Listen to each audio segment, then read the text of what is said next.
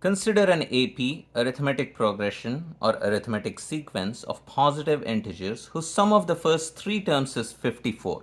So far I know that the sum of the first three terms is 54, which means the middle term is going to be a third of 54, which is 18. And then the one before that would be 18 minus d, and the one after that is 18 plus d.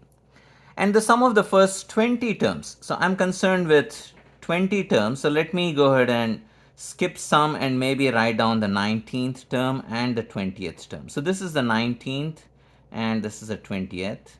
And let's go ahead and see what the 19th term will look like.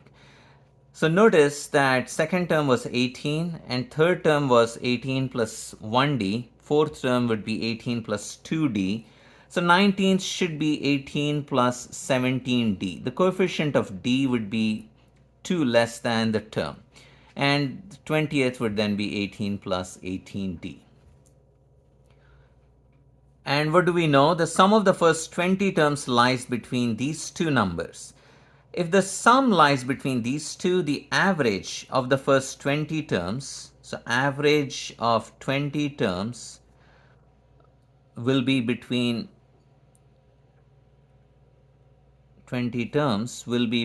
18 and 80 and 90. And for an arithmetic sequence, the average of the first 20 terms is the same as the average of the first and 20th term. Now, what is the average of the first and 20th term? Well, I add 18 and 18, I get 36.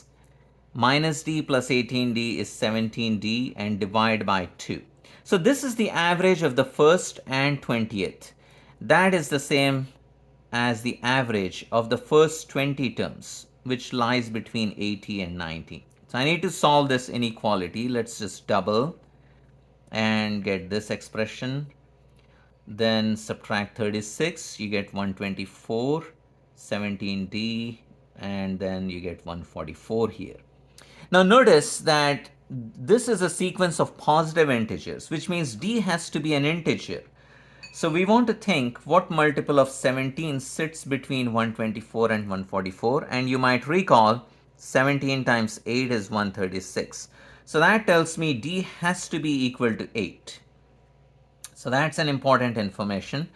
And what we want is the 11th term. So 11th term, just like we got 19th and 20th term, 11th term would have 18 plus 9d, because 11 minus 2 is 9, and d is 8, so that's 18 plus 72. 9 times 8 is 72, so that would be 90.